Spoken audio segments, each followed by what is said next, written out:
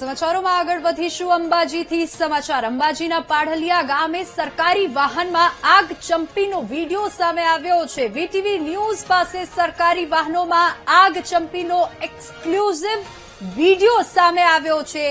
આગ ચંપી કરી વાહનોને નુકસાન પહોંચાડવામાં આવી રહ્યું છે। આ એક્સક્લુઝિવ દ્રશ્યો આપ સ્ક્રીન ઉપર જોઈ શકો છો। આદિવાસી લોકોએ રાત્રિના સરકારી વાહનોમાં આગ લગાવી હતી તેના દ્રશ્યો સામે આવ્યા છે। પથ્થરમારા દરમિયાન પોલીસ અને ફોરેસ્ટના વાહનો સ્થળ પર હતા। આ ઘટના આખી પથ્થરમારાની ઘટના પછી બની છે અને હવે સરકારી વાહનોને આગ લગાડવામાં આવી છે। એ એક્સક્લુઝિવ દ્રશ્યો આપ સ્ક્રીન ઉપર જોઈ શકો છો। વીટીવી ન્યૂઝ પાસે સરકારી વાહનોમાં આગ ચંપી કરી વાહનોને નુકસાન પહોંચાડવાના એક્સક્લુઝિવ દ્રશ્યો છે। આદિવાસી લોકોએ વાહનોમાં આગ લગાવી હતી। અંબાજીના પાઢલિયા પાસે આ બનાવ બન્યો છે અને ફૂલ સ્ક્રીન પર આપ એક્સક્લુઝિવ દ્રશ્યો જોઈ શકો છો। આગ ચંપીનો એક્સક્લુઝિવ વિડીયો પણ સામે આવ્યો છે।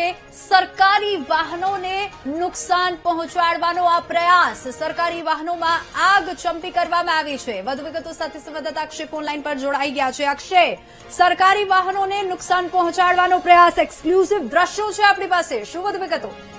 જી વિની ચોક્કસ જણાવું, ગત મોડી સાંજે જયારે પથ્થરમારાનો હુમલો જે છે પાઢલિયા ગામે થયો ત્યારબાદ જે છે પોલીસને જે ફોરેસ્ટના કર્મચારીઓ છે પોતાનો જીવ બચાવી ભાગ્યા હતા ત્યારે કેટલાક વાહનો છે પોલીસના અને ફોરેસ્ટના ત્યાં રહી ગયા હતા। ત્યારબાદ ત્યાંના જે સ્થાનિક લોકો છે તેમને આ જે પોલીસના સરકારી વાહનો છે તેમને આગ ચાંપી હતી અને તેના દ્રશ્યો જે છે આપણી ચેનલમાં જોવા મળી રહ્યા છે। હાલની વાત કરું તો અંબાજી પોલીસની અંદર હાલ મોટી સંખ્યામાં પોલીસ અધિકારીઓ અહીંયા છે અને હાલ જે છે કોન્વોય તૈયાર કરવામાં આવી રહ્યો છે। તેમને બધા જે પોલીસ અધિકારીઓ તેમને શસ્ત્ર આપવામાં આવી રહ્યા છે અને તેમને શીખવાડવામાં આવી રહ્યું છે કે આ રીતે તમારે જે ફાયરિંગ કરવાનું છે અને હાલ સંપૂર્ણ પરિસ્થિતિ જે છે ગામની છે ટૂંક સમયમાં જોવા મળશે। અહીંથી મોટી સંખ્યામાં પોલીસ કાફલો છે એ ઘટના સ્થળે પહોંચશે અને જે પણ જે લોકોએ પથ્થરમારો કર્યો છે તેમની ધરપકડ કરવામાં આવશે। ત્યાં સરકારી વાહનો રહી ગયા છે તેમને પણ રિકવર કરવામાં આવશે।